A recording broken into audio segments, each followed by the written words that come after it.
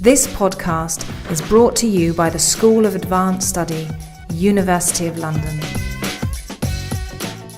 Good evening, ladies and gentlemen. My name is Brian Vickers, and I'm here to introduce Martin Mueller. But a word or two, first of all, about the Hilda Hume Memorial Lecture. Hilda Hume taught at the English department in University College for many years. She will be known to you, I'm sure, for her book Explorations in Shakespeare's Language, a book which comes out of many fruitful hours spent in the archives in Stratford-on-Avon, turning up rare words that Shakespeare would have known and that dictionary makers didn't, and some other books on the problems of word meaning in the dramatic text. After her death, her husband, Dr. Mohammed Aslam, a former diplomat, endowed this lecture, and there have been some very distinguished predecessors to tonight's distinguished speaker. I mentioned Dennis Donoghue, Barbara Everett, Germaine Greer, Marjorie Garber, Sir Frank Kermode, Helen Vendler, Marina Warner, and so on. And this lecture is administered by the Institute of English Studies on behalf of the School of Advanced Study and the English Department of the Colleges of the University of London.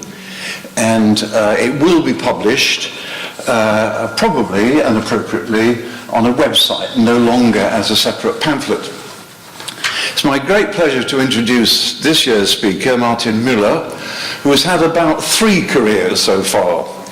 Having been educated at the universities of Munich, Hamburg, Berlin, Trinity College Dublin, and Indiana University, which gives you an idea of his universal scope.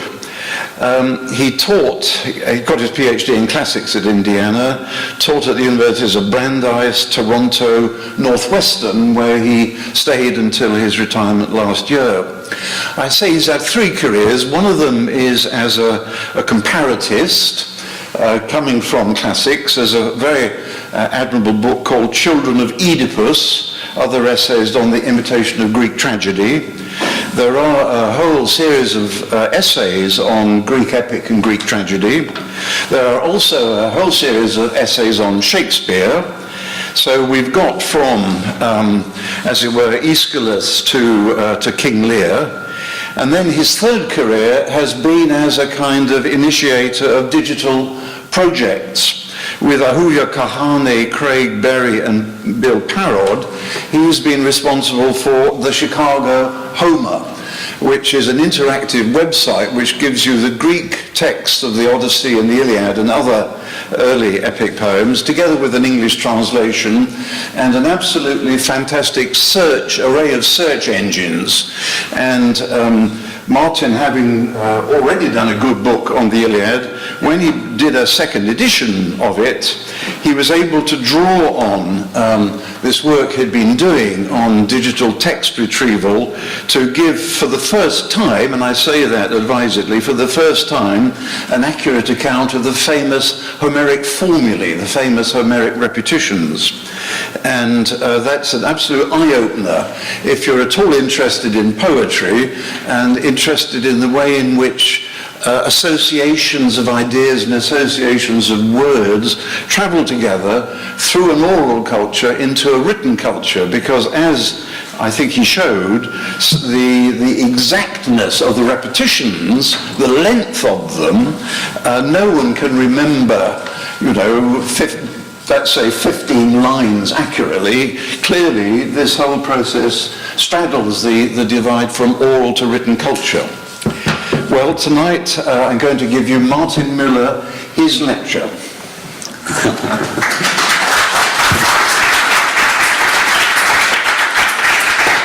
Thank you very much for that nice introduction. When I heard all the names of the people who have lectured here, I felt like leaving the room. But then I also remembered that my old colleague Annabel Petterson, who's very distinguished, gave a lecture here. And since Annabel and it's always a little bit of competition between former colleagues, I couldn't possibly run, could I? So Shakespeare, his contemporaries, it's kind of a portmanteau of purchase his pilgrimage and Catalan his conspiracy. But I want to say first a few words about Hilda Hume, who was a philologist working in the border area between linguistics and literature at a time when work in this field produced some of the finest work around. Since then, linguistics and literary studies have parted company, with gains and losses on both sides. The digital turn offers the promise of productive rapprochements, and part of my talk will be about the promise of such a reconciliation.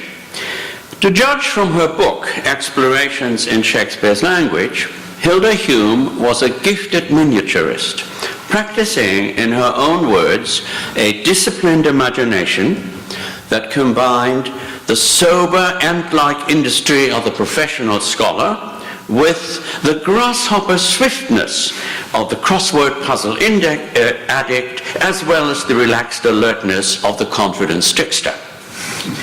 She admired earlier generations of scholars who, in Malone's words, and I quote Malone's by her, carefully examined the meanest books because they might happily throw light on some forgotten custom or obsolete phraseology. But she also took those critics to task for not looking closely enough. Scholarly ant and grasshopper, she shuttled between text and context, Shakespeare and the language of his time, claiming that for about 200 words she had discovered new elements of meaning, while for 36 words she argued that the original text has more meaning than the emendations currently accepted.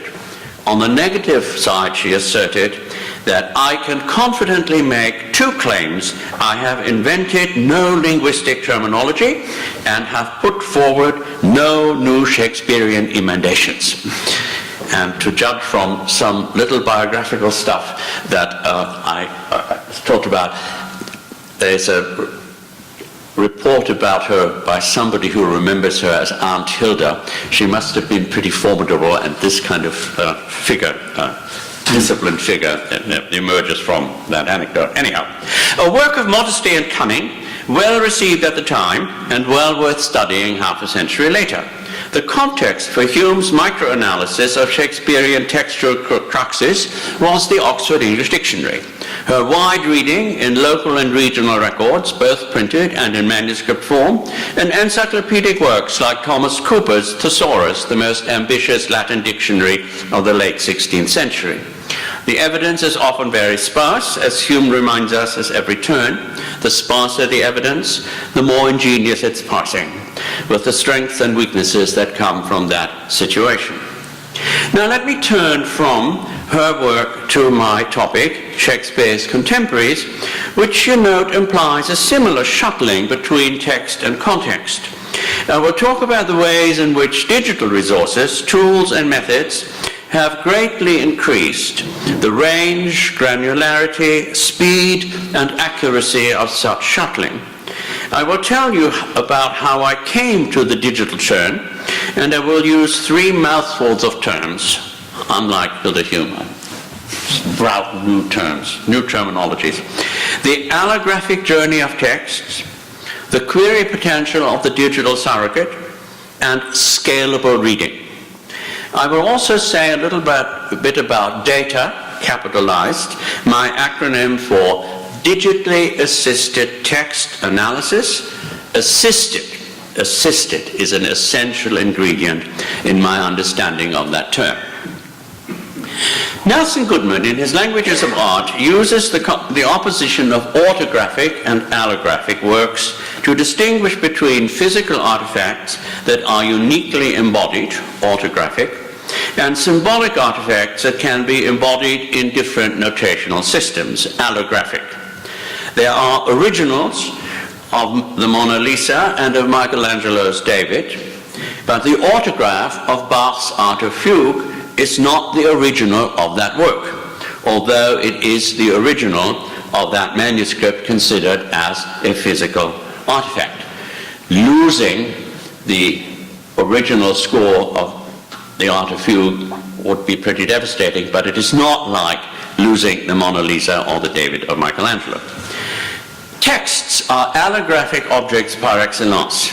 We like notations that we are used to, and we like to think that there is a close relationship between a work and its original system of notation. Early modern scholars are often attached to original spellings, just as many music lovers prefer performances on original instruments. But what we hear in an original instrument performance is something very different from what Bach's contemporaries would have heard. They would have heard the ordinary sounds of the strings and winds of their day. We hear the difference from the ordinary instruments of our day. The difference may be illuminating in various ways, but it is a delusion to think that what we hear is closer to some putative original. Similarly, texts are not defined by the ways in which they are spelled or by the paper on which they are printed. Consider the texts of ancient Greek. The familiar notation we encounter in the pages of Teubner, Bude, or Oxford classical texts have a lot to do, this notation has a lot to do with Pauson's handwriting, but it would have been unintelligible to Aeschylus or Plato. For several decades, beta code was the most common form of writing and reading Greek on a computer. Beta code used the symbols available on the standard English IBM keyboard of the 50s to represent accented Greek through a combination of Roman capital letters, parentheses, forward and backward slashes. Very ugly to look at, and detested by many classicists as a barbarian technology.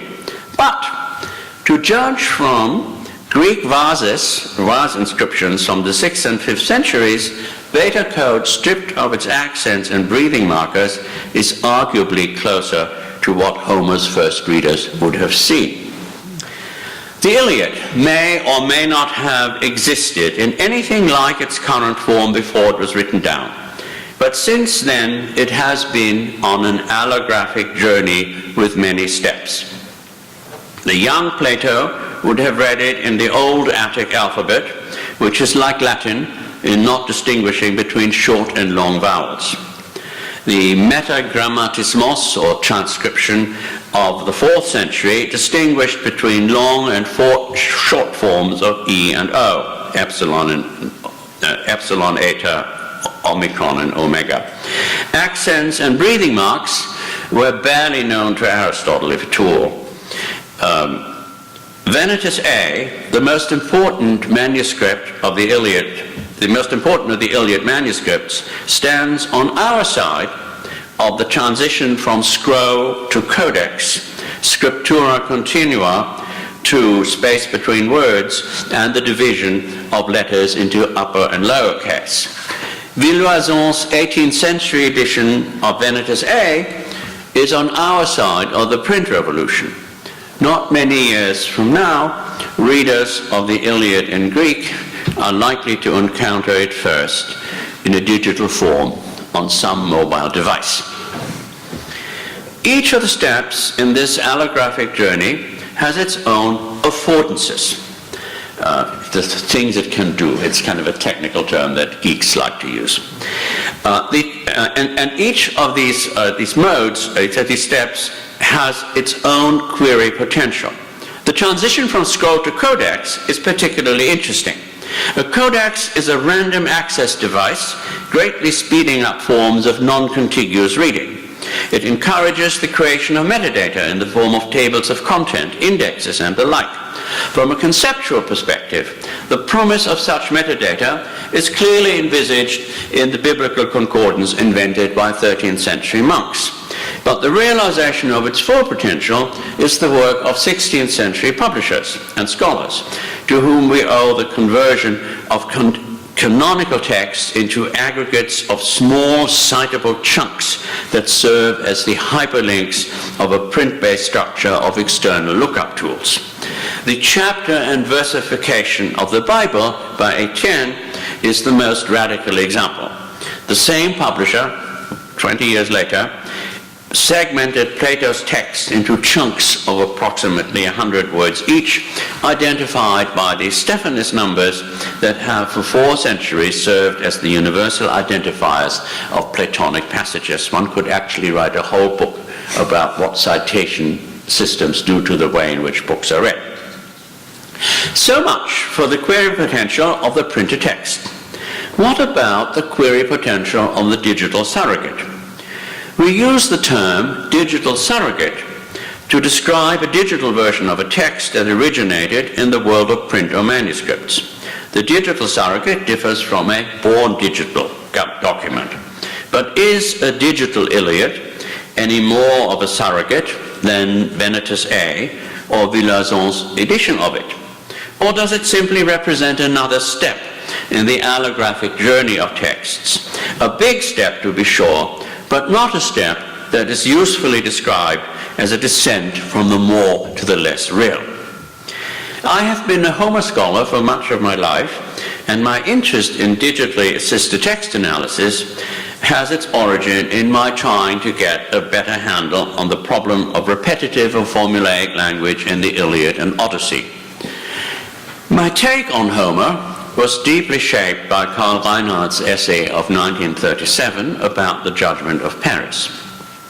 While conceding that the poems are rooted in an oral tradition, I never believed that they were themselves oral, whatever that means, and I was always attracted to some form of the hypothesis that their distinctive features were the result of a productive collision between two language technologies, orality and writing. I also thought that repetitions came in quite different forms, and for a while tried to keep track of different kinds and their occurrences on the 3x5 index cards of an earlier world. And then I discovered the power of relational databases. If you were a businessman and you wanted to know which of your customers owned properties in both Colorado and Connecticut, that was the kind of question Oracle excelled at answering with great speed and accuracy, provided always you had fed it the data in the right form. It's always a big if. The philological cousin of that question is very hard to answer in a print-based environment. If you come across a repetition, you can look up its other occurrences. 19th century commentaries like Amais Hense, the famous school commentary of Homer, are very good at keeping track of occurrences and letting you move from one to the other. But the printed commentary offers very little help in finding, say, the location of all repeated strings that occur in Iliad 1 and Odyssey 8, but nowhere else.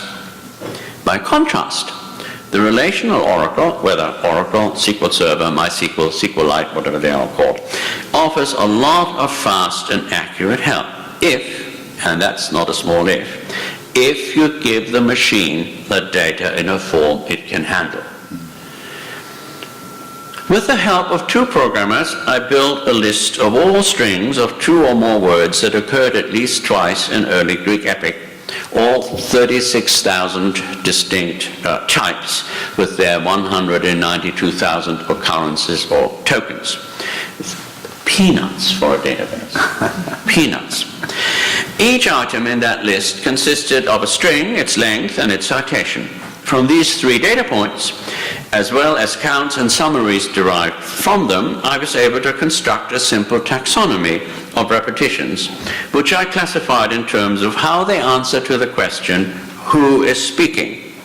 There's a small but important body of what I call explicit repetitions, in which a Homeric character orders another character to deliver a message to a third person and to do so verbatim. These passages are important because they prove that the concept of deliberate and literal repetition was familiar to the poets and their audience. At the other end of the spectrum, there are the many strings of function words without which it is hard to say anything in any language, like I will not, or of the, and the like. You might say that language is the speaker of such phrases. Between these endpoints of the spectrum, there's a large body of phrases that are genre-specific versions of what the linguist John Sinclair called the Idiom Principle. Here we are in the world of rosy-fingered dawn, swift-footed Achilles, and wine-dark sea. They are the formulae that Homeric epic is famous for. They are rarely longer than 3 words, although there are some whole-line formulas, notably in lines that introduce or follow a speech. You might want to say that the genre speaks in those phrases. And finally, there's a body of phrases that vary in length from 2 words to 20 lines and occur twice or at most 4 times. There are about 14,000 of them, with a total of 34,000 occurrences. These are the cases for which a model of predominantly oral production has no good explanation. And people sweep them under the rug, just ignore them. When you have a problem, it is helpful to know how much of it there is and where it is. For instance, even without looking at the text of phrases shared between books, it is noteworthy that there are a lot of phrases shared between the first and last books of the Iliad, and a lot of phrases shared between those books and the Odyssey. That set of data tells you a lot before you have ever looked at what is an idiom. Now, the size of the corpus of Greek epic is only about 1/3 of the Shakespeare corpus. Many of what you might call problem phrases may well be idioms that just happen not to occur a lot in what is quite a small corpus, just 250,000 words. With other phrases, and especially longer phrases, it is more plausible to argue that the poet speaks in the sense that the author of one phrase, unconsciously or consciously, remembers a phrase from another context and either remembers it or deliberately alludes to it. I've called such phrases interdependent repetitions. In the absence of external evidence, it is typically difficult to determine whether A copied B or B copied A. The 19th century scholars always thought that they could exactly prove that, but except they never agreed. So it is in principle extremely difficult. But the evidence for a model copy relationship, not who copied whom, but one of them copied the other. The evidence for that is often very strong. And if you accept the cumulative evidence of such phrases, you must postulate the evidence, the existence of a fairly stable text, because without it, you can't imagine that system working. Such was my entree into the world of data, or digitally assisted text analysis. Having access to the Homeric poems in the latest stage of their allographic journey from the pre-literate or recently literate to the digital, I made use of the query potential of the digital surrogate to re-examine aspects of the Homeric question, for the Homeric question is fundamentally the question how to account for repetitions in the Iliad and Odyssey. This work was done in the 90s, and I was aware of the irony of applying the quite recent business technology of relational databases to a set of literary phenomena that probably had something to do with Homer, whoever he or they or she or they were. Homer applying the recent business technology of writing, and we know it was a business technology because it came to Greece from Phoenician traders. Of applying this new technology, business technology, to the genre of orally produced epic narrative and transforming it in the process. My work on Homer is available on a website called the Chicago Homer. For modern readers with or without Greek, the digital text of that site, with its associated lists of repetitions, has some affordances that cannot be matched in print. Simply you can't do it. Whether the Iliad was literate or oral or a hybrid of both, its reception for at last the first 500 years of its life was predominantly oral, A-U-R-A-L. Greeks knew the Iliad as Italians know Rigoletto, by listening to it.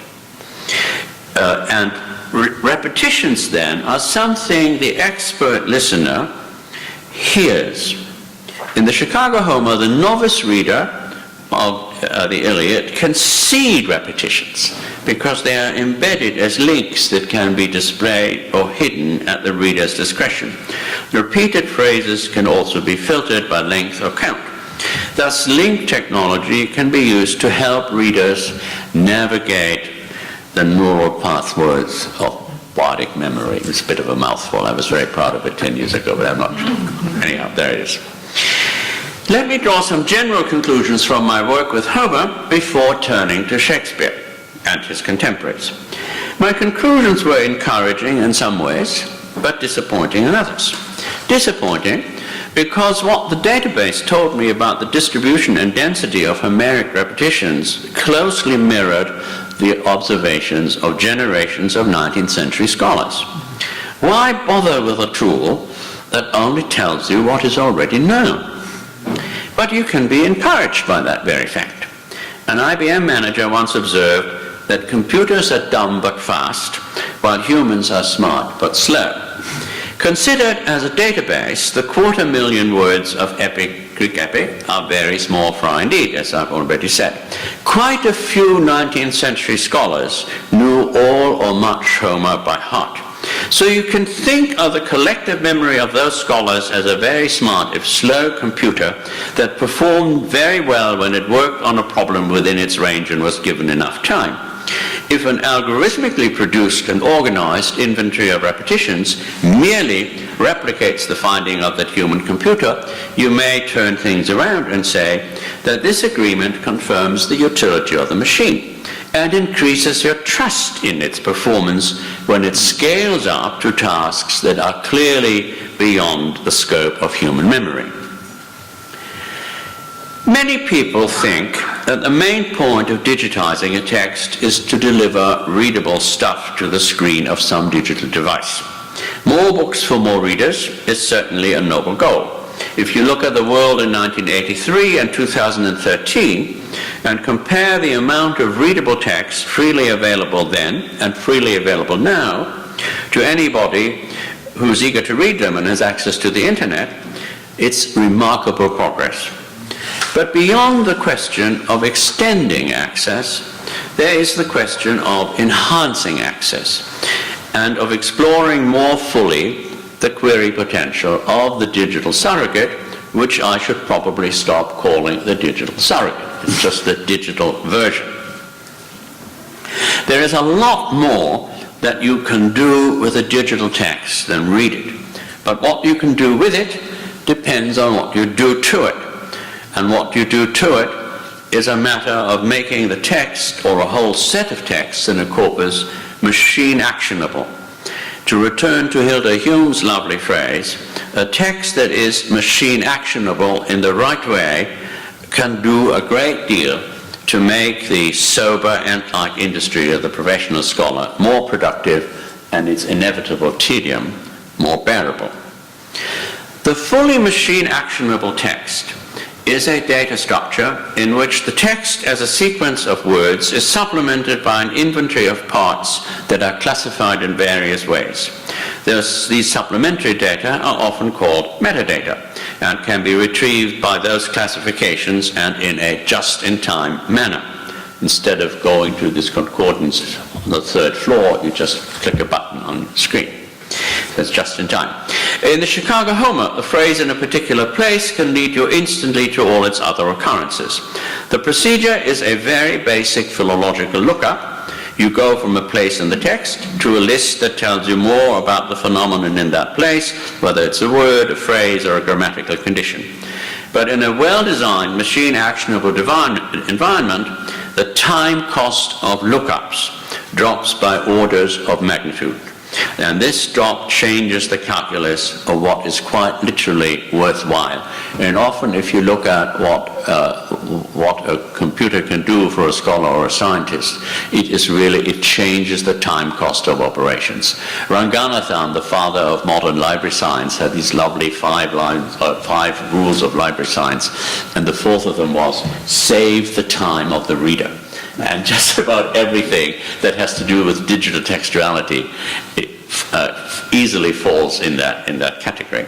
Well, I have left Homer for about a decade, and for the past several years have focused on the question how to promote corpus-wide inquiries into early modern drama by leveraging the query potential of text in digital form. There are some 800 plays or play-like texts printed before 1616, the world of Shakespeare's contemporaries generously construed. They amount to at least 15 million words, 60 times the size of Homer, 20 times the size of Shakespeare, and well beyond the scope of individual memory. Not even Harold Bloom. I once can't resist from telling this anecdote. I wanted to advertise the site I had, Woodward, which had all of Shakespeare, and I sent it to various English chairs, and including Harold Bloom at Yale. And I got this email back from Harold Bloom who said that, "Dear Professor Mueller, I don't use computers because I do everything from memory." Signed, Harold Bloom. This was very funny. I mean, it's true that Harold Bloom remembers more, has forgotten more poetry than most people ever remember. But it's very funny because I told my undergraduates that you don't need this machine if you're Harold Bloom. Anyhow, so there's a lot of words. Bibliographical and other records about these plays have been exhaustively studied by generations of scholars. Most of the texts themselves are available in the digital transcriptions of the EBO, Early English Books Online, and Text Creation Partnership Project. Students of early modern drama live in a data-richer world than students of Homer. They have access to the TCP transcriptions as well as to digital facsimiles of the printed originals, which are rarely excellent, sometimes very bad, but often good enough. The quality of the digital transcriptions, in turn, is largely a variable of the facsimile of the transcriptions that the transcribers had in front of them. Now, here's this body of works. Now, a little note about the literary profession. Compared with 100 or 50 years ago, there are a lot more literary scholars today whose career depends on publishing something that will get them promoted. The MLA bibliography for 2012 contains approximately 64,000 entries, compared with approximately 15,000 entries in 1962.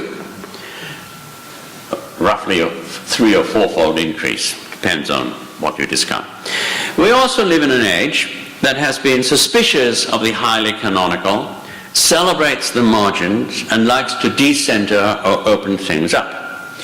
You would think then that both in absolute and relative terms, there is more, that non-Shakespearean plays would receive a lot more attention than they have in the past. But this is not necessarily true. Instead, we have the case, with some exceptions, you being a good exception, with some exception, you have more scholars chasing the same 36 Shakespearean and at best 24 non-Shakespearean plays. Consider Titus Andronicus and Lust's Dominion, both of them plays about a lascivious queen and an ambitious Moor. There are almost 3,000 references to hits of Titus Andronicus in JSTOR, compared with 133 for Lust's Dominion. But the ratio of 20-to-1 is probably not measured by either literary quality or even intrinsic interest or whatever. And Lust's Dominion does relatively well because it is about a hot topic. If you compile the bibliography for a minor Elizabethan play, you will often find that it is very short and that the more substantive treatments are quite old.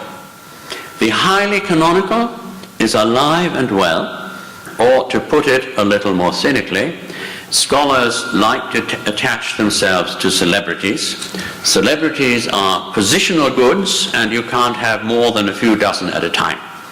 You can see why professional scholars stay away from minor plays unless they explicitly deal with hot topics. A play may interest them, but how will an entry about it look on your CV? But what if you made the object of inquiry not this or that play, but the corpus as a whole? And you presented the corpus in such a way that it fully leverages the query potential of a digital corpus. It is, as I said, a corpus of approximately 15 million words. It includes just about all dramatic texts that have survived, what we have in digital form now, including manuscript texts, and there are about 100 of them. And from what we know about lost plays, it's a substantial part of what was ever printed. For instance, we have 36 Greek tragedies and about a dozen old comedies by Aristophanes. There's 40 plays, and we know the titles of about 1,000 plays. We probably know the titles of 200 English plays that we don't have. Lost plays, but we have more plays than we know the titles of lost plays. And now, of course, there must be plays where we don't even know the lost name, but that must also be true of Greek tragedy. So anyhow, so there are a lot of plays, and they are probably a pretty good chunk of whatever existed. So now, what if you set out to recruit a new group of young explorers who either need not worry about their CV, or whose CV would be improved by quite respectable work on minor early modern plays? Like, how about undergraduates? Almost 40 years ago, I served on a search committee for a position in the Italian department, while at the same time serving as a second reader for an honors thesis written about Dante, written by a very gifted undergraduate in that department who later went to law school. Her written work towered above that of the job candidates. And ever since then, I have believed that bright and ambitious undergraduates can make substantial scholarly contributions. How do you leverage the query potential of a digital corpus of plays? Some years ago, I was part of the Monk project, which took some steps towards creating a digital environment designed to help humanities scholars discover and analyze texts, patterns in the texts they study. Monk was an acronym for Metadata Offer New Knowledge. Metadata are data about data. If you know about library catalogs or email headers, you know about metadata. Now, the diabolic side of metadata has been much in the news lately. Here's a quotation from the New York Times, June 9th. American laws and American policy view the content of communications as the most private and the most valuable. But that is backwards today, said Mark Rotenberg, the executive director of the Electronic Privacy Information Center, a Washington group. The information associated with communications is often more significant than the communications itself, and the people who do the data mining know that. The metadata mined turns from the content of an individual text to a network of often very abstract relationships between properties of many texts, and these properties may not be limited to what is traditionally considered to be in the text. Now, drama is a particularly productive target for some metadata-oriented inquiries because a quite explicit and rigid system of metadata is part of the genre itself. Plays are divided into speeches, scenes, and acts. They have stage directions and speaker labels. The metadata status of these things is nicely highlighted by the extensive use of Latin in early modern method. Actus primus, dramatis personae, exeunt omnes, solus, moritur. People die, moritur in days. Now, the dramatis personae, or cast list, often include descriptions like Gonzalo, a humorous old lord, which is an informal classification by sex, age, social status, and temperament. A well-structured cast list, not all of them are, is a little prosopography. Can you construct from individual cast lists a machine-actionable prosopography of the genre? The power of such a thing would go considerably beyond Thomas Berger's very helpful Index of Characters in Early Modern English Drama, printed plays 1500 to 1660. You would have something like a census of approximately 10,000 characters spread over 150 years and having more than a sentence or two to say in a play. You learn a lot about a large corpus if each of its analyzable items is consistently described in terms of very few and quite simple data points.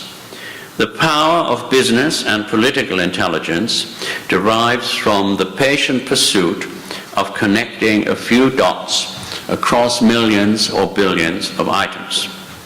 Now, I do not want to claim that in applying such techniques to a corpus of plays, we will pluck out the heart of their mystery. For that I am too much a student of Karl Reinhardt and his wonderful philological credo of 1946, which I now like to read as a prophetic warning about the opportunities and limits of the digital turn. Philology becomes more questionable to itself, Reinhardt wrote, the less it can let go of itself. This does not mean that it loses its confidence within its own domain, nor does it mean that it excludes itself from the expansion of its borders that developments in the humanities have opened to it. But it is part of philological awareness that one deals with phenomena that transcend it. How can one even try to approach the heart of a poem with philological interpretation?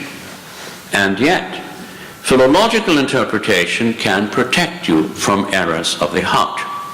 This is not a matter of the ars nesciendi that Gottfried Hermann insisted on in his day.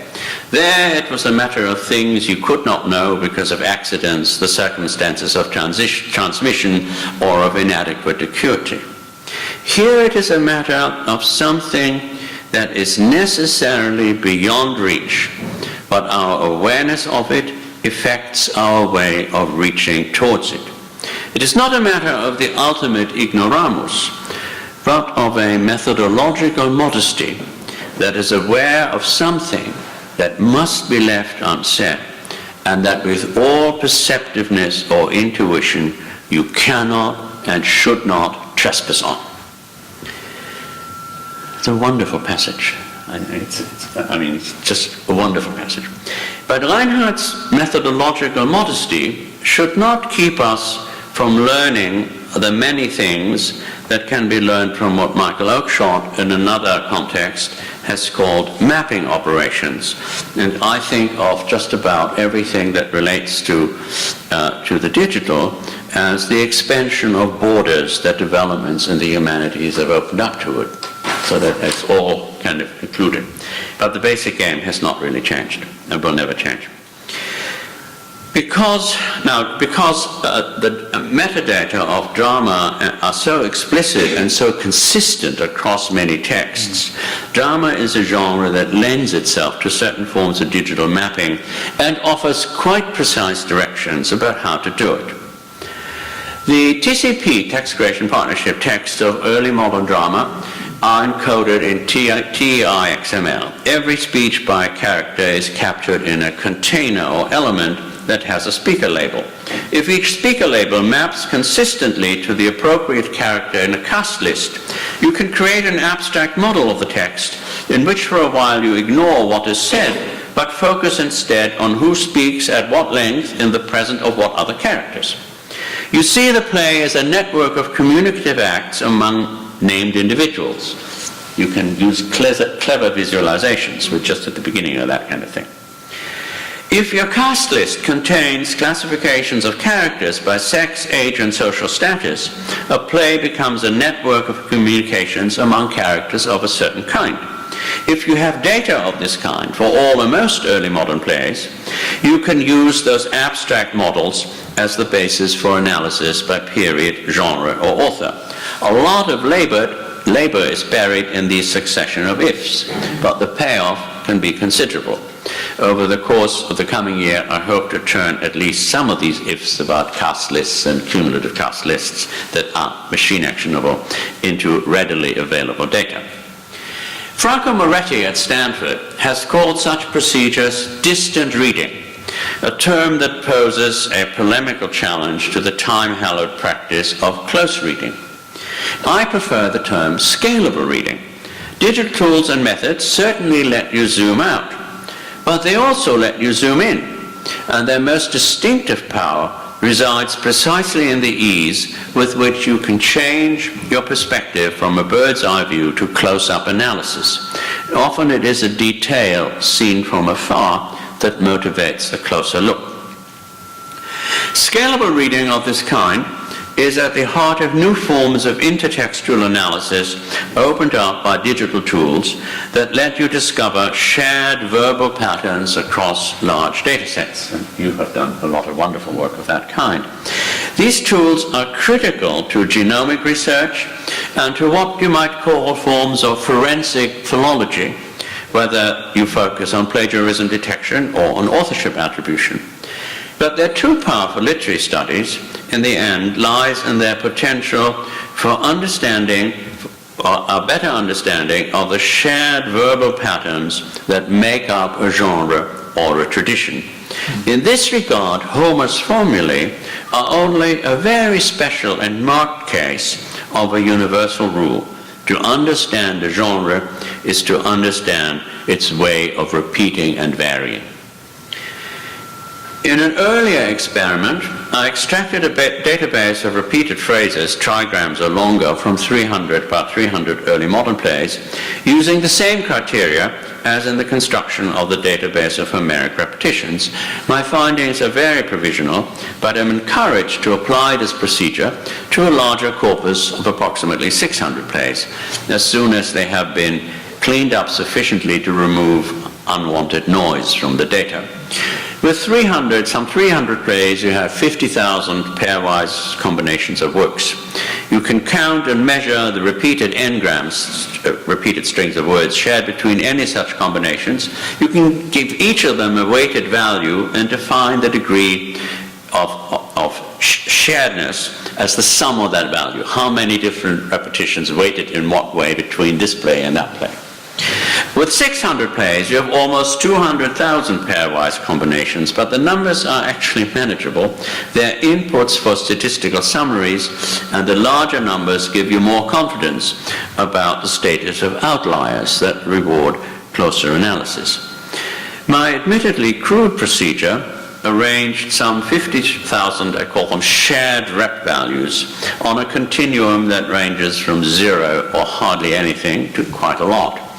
My confidence in the procedure is strengthened by the fact that it accurately measures things you would expect. Much of the quantitative analysis has this pattern, I call it, from duh to oh. And you need a lot of duh to, you don't need, there needs no ghost come from the grave to tell us this, Horatio says to him. But you need a lot of does to make the interesting. So, the overall degree of repetitivity in early modern drama is much less than in Homer, but the distribution is quite similar if you accept a play as an equivalent of a Homeric book. The medium shared rep value for repetitions within a single play, exceeds the median value of shared repetitions between plays by a factor of 20. From which, the first fact, within plays, it's a lot more.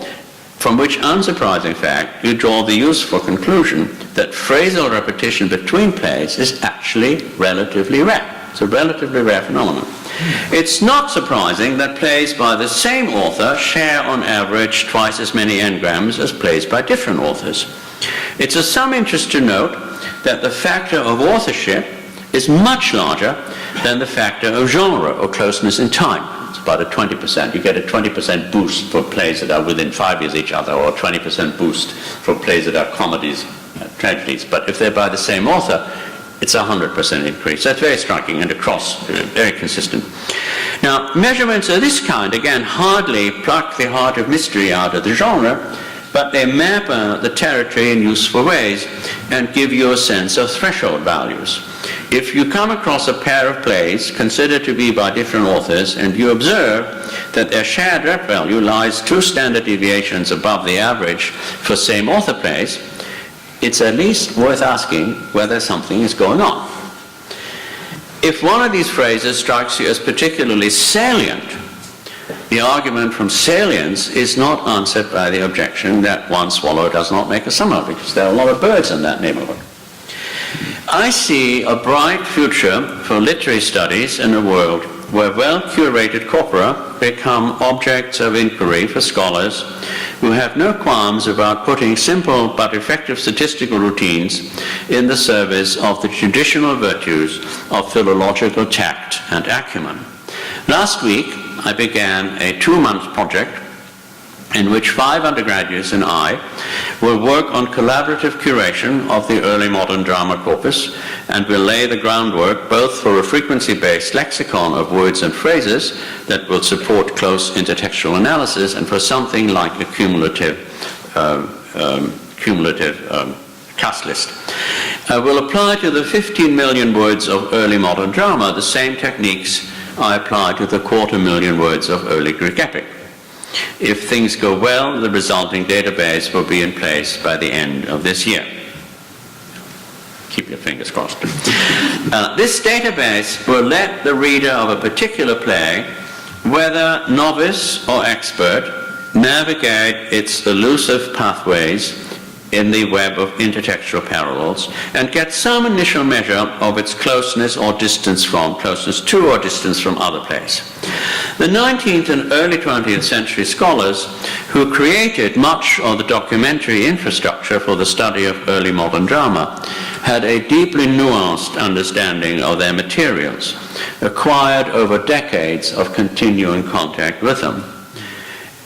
Today's young scholars, certainly my undergraduates, won't have this, and it would be foolish to promise that my database will give them similar mastery in days or weeks.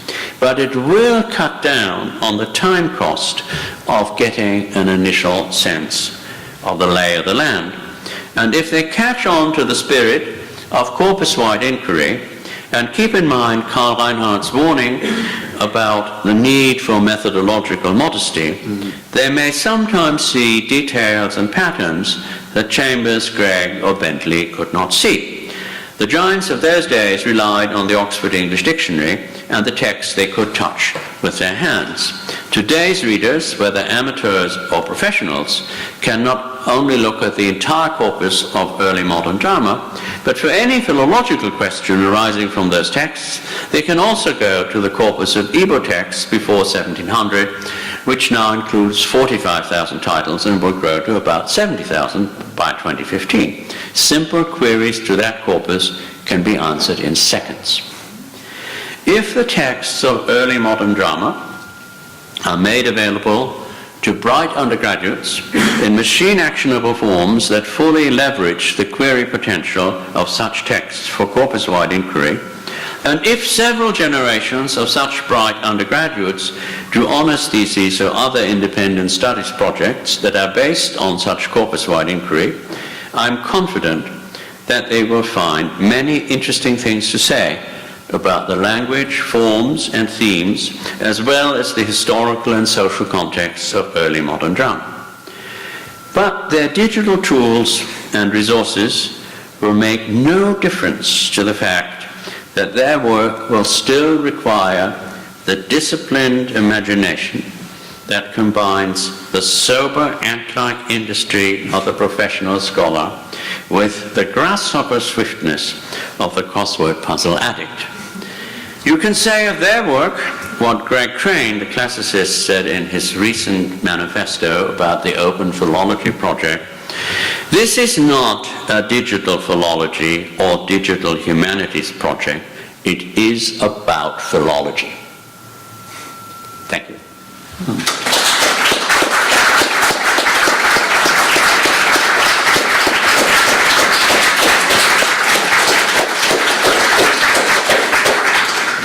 Well, thank you very much. That was a wonderful lecture and very exciting. You said at one point, we're just in at the beginning of this. Your, as it were, metamorphosis from traditional Germanic Homeric scholar to American geek, I think you used that word, is extraordinary, but the philology runs all the way through it. You said at one point that the Shakespeareans were better off than Homeric scholars in terms of secondary criticism, but you also said that Homeric scholars have long known where all these repetitions are in the Homeric corpus. I think it's fair to say that nobody yet has any idea to the extent to which Shakespeare repeated certain phrases, certain syntactical patterns, certain collocations throughout his work. That's a tabula rasa, and I do hope that your work will help to improve it for him and for everybody else. We have time for some questions, and I think you will find that the query potential of Martin Mueller is quite high. So would anybody like to start us off? I've got one at the back and one at the front. I'll take the one in the front first. I'll come back to you. Okay. Have we got... we have a microphone, I think. That's... Yep. Thank you. Gabriel Egan. Can anyone hear it with this microphone? Is it working? Hello, Gabriel Egan, De Montfort University. That's better. Okay, thanks. One quick comment and a detailed question. The quick comment is that as an undergraduate of this university 20 years ago, it strikes me that what you said about authorship being the primary category that distinguishes texts runs counter to almost everything I was taught at this university 20 years ago under the influence of high French theory. I'm very glad to hear what you've said. I want to ask you about the detail of counting things. You were talking about the weighting of links between texts. Right. And it seems to me that there's a lot of important detail in the weighting. If you have two texts that have one of your engrams in common, it appears once in one text and 16 times in the other. How do we count that? Is that a 16 times connection or a one-time connection? And how would you compare it to, say, two texts where it's 8 and 8? Well, What's the calculus? You really want to know? It's very crude in a way. So you have engrams, that is a string of words. Engrams have a length, 2 words, 3 words, 4 words. The longer the engram, the greater its value. Engrams are shared by 2 plays, by 3 plays, by 4 plays. So I have a very simple formula where you give to, let's say, the fact of a repetition, give it a value of 1. Excuse me, could you define engram? An engram is a string of repeated words. N words. You know, a trigram is an engram of 3 words. And so bigrams, trigrams, tetragrams, 7grams, whatever. Now, so if, let's say, the repetition has a certain kind of value, if it is shared between 2 works, each of them gets half. If it's shared between 3, it gets a third. So it declines rapidly with the number of documents in which it is shared. If you go below 8, it's hardly worth counting. So then there's the length of words, and then there is the weight of words. That is, you take, how frequent is the word in the corpus? You're not going to make much of the fact that in the and of the are shared, right? But if you, let's say you had 2 words, each of them very rare, and they appeared in 2 works, you'd have a value. Now, the nice thing about this is that this my way of creating so every repetition has a shared rep value defined by how many documents does it occur in, how long is the string, what is the weight, so to speak, of the words in that string. And and then you add all the repeated phrases, but shared between 2 works, and you add them up. And there are tons of them, tons of pairwise combinations of plays. They have 0. And then there are some that have, So anyhow, and the nice thing about it is it actually works. It works in the sense that if you know certain kinds of very striking repetitions that are shared between this play and that play, well, they have a high rep value, so it kind of works. And it's pretty crude, and you don't want to do much about it, but from it you learn that, unsurprisingly, the first and second parts of Henry IV really share a lot more engrams. Their weight is considerably higher than between Hamlet and Othello. But Hamlet and Othello is very high relative to the others. So I find at that level I'm a pretty dumb counter and measurer of quantities, and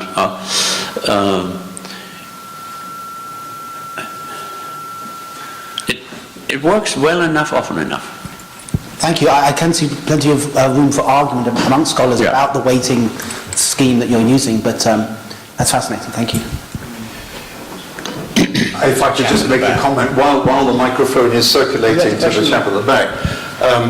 I've been working on a play that John Ford co-authored called the Spanish Gypsy, and I've been using the database that my colleague Marcus Dahl has produced. This is ascribed to, on the title page, to Middleton and Rowley. We have collated it with 450 plays, and we have found 222 rare or unique trigrams in the Spanish Gypsy found elsewhere in John Ford, and we've found 133 rare or unique trigrams found elsewhere in the canon of Thomas Dekker, and we've found only 30 in the canon of Thomas Middleton. So it looks essentially as a co-authored play by these two authors, into which Middleton has added certain passages at certain points for reasons which it is now impossible to tell. So, you know, the cumulative volume of material that is produced in this method leaves you in the situation that you have to ask the rest of the scholarly world, can you think of any other explanation? The gentleman at the back, please. Thank you. I've been conducting experiments where I film some actors and I give them a speech from the 1623 folio, and I give them exactly the same speech, but the punctuation is from Arden Third Series, and I don't tell them which is which. And it's not a foolproof experiment, but the data I'm getting back seems to suggest that when they're using the 1623 version, they have different interpretations, or they have more interpretations open to them. Now, I understand that a colon isn't a colon between our modern usage and early modern usage, and part of the reason those changes are put in is to make it intelligible to a modern reader. But my question to you is, do you think there is a way that using digital varioriums, for instance, or something like that, you could have best of both worlds? Because I think that although you might be making it intelligible to some modern readers, you might be losing some sort of performance interpretation. And also, just from a historical point of view, as an academic, if you're going to put any kind of distance between the text you're looking at unnecessarily, why do it? And if it's relevant, if Brian Vickers wants to weigh in on something to do with accidentals and substantives, please do. But do you think that this could be improved upon, and do you think modern technology is the way to do it? Well, I've never dealt with punctuation and have in many ways excluded it. However, in the work we're doing, the texts are tokenized, and each punctuation mark is its own token. Punctuation accounts for about 15% of all tokens in a given play. Now, I haven't done any work, but it might actually be very interesting to ask just how much punctuation is there and what's the balance? What's the balance between really dumb things like a colon, a semicolon, a question mark, and an exclamation mark? And are any patterns associated with it? I don't know.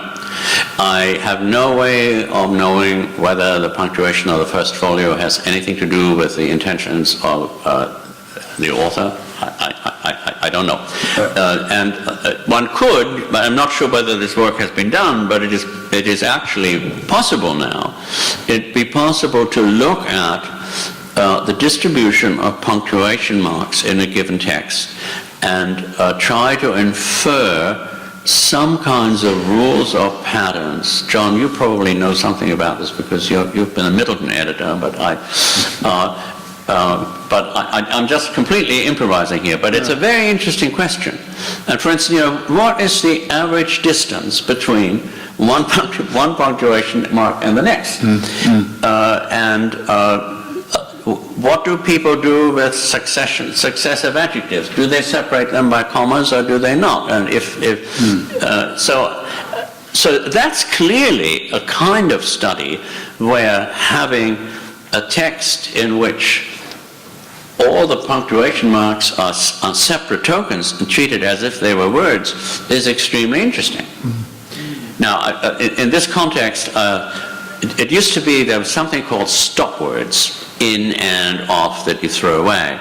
And one of the most interesting papers I've ever heard at a sort of digital text conference was by a guy who said, well, what if you do it the other way around? What if you throw away all the words and just keep the stop words?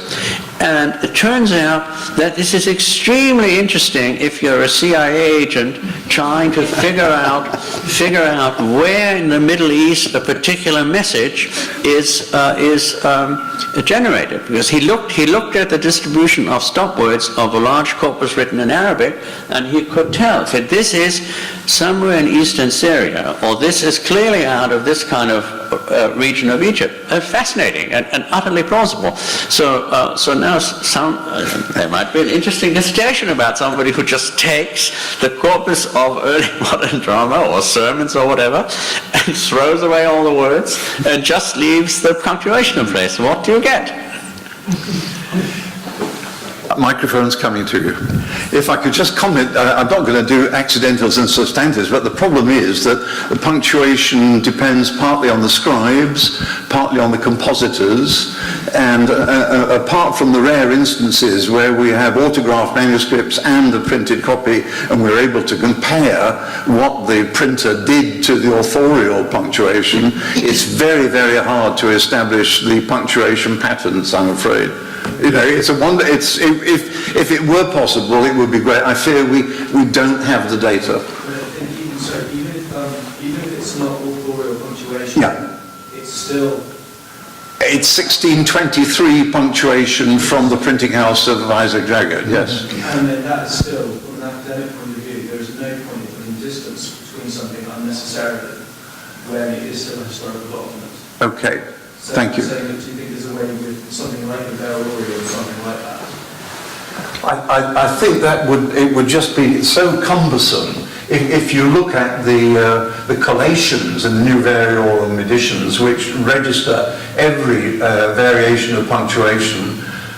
You know, it's just a sea of presence and absence of a comma or a full stop.